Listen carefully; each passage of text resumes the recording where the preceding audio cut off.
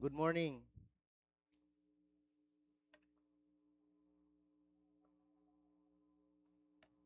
Our gospel this morning, Jesus uses the harsh image of whitewashed tombs. In Jesus' time, tombs were painted white so that people wouldn't accidentally touch them and become unclean. It is beautiful in the outside and dead inside. It, he call it hypocrisy. In the outside, the Pharisees and the teachers of the law or the religious people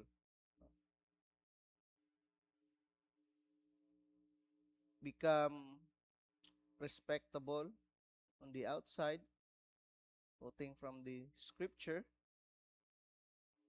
uh, building monuments for the prophets. But in the inside, full of pride, hatred, and resistance to God's truth. The Pharisees praised dead prophets, but were about to reject the living prophet, which is Jesus himself. They honored the past but rejected the present, which is Jesus. We can look Christian on the outside. No? Pwede ta nga tan-awon nga Kristohanon diha sa gawas. Apan and we go to church, no? Madto tag simbahan, nag-serve ta, no? Nangalagad ta diha sa simbahan. Natay ministry. And sometimes mag-post pa gid tag mga verses sa social media, no? But in our hearts has unforgiveness, no? Na ay walay na ay dili pagpasaylo, no? Pride, no? Garbo,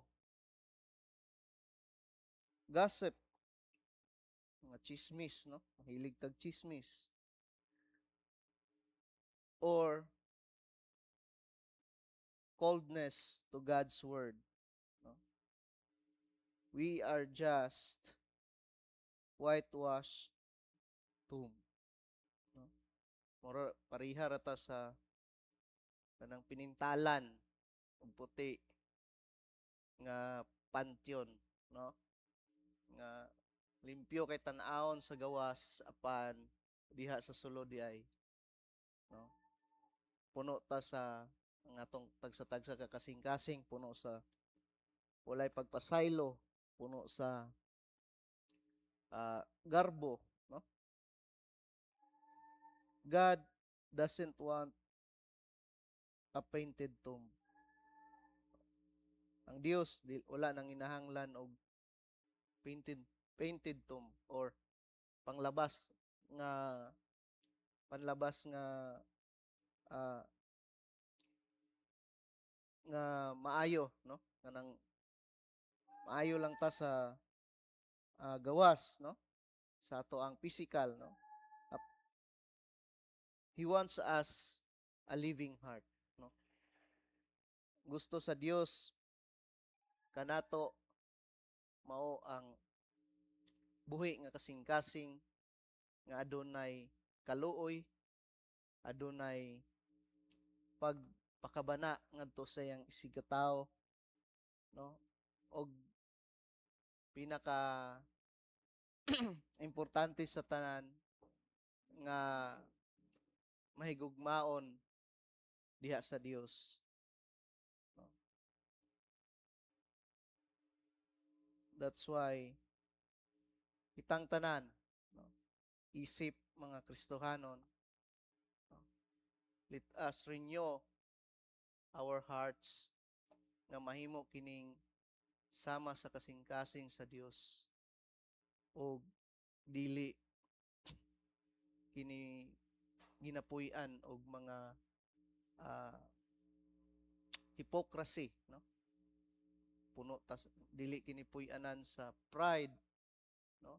Dili kini puy-anan sa ah, unforgiveness, no? Dili pagpasaylo kun dili mahimo kini nga kasing-kasing kung kinsa nagpuyo ang atong Ginoong Kristo. Mao kana ang atong ebanghelyo ug mayong buntag kanatong tanan.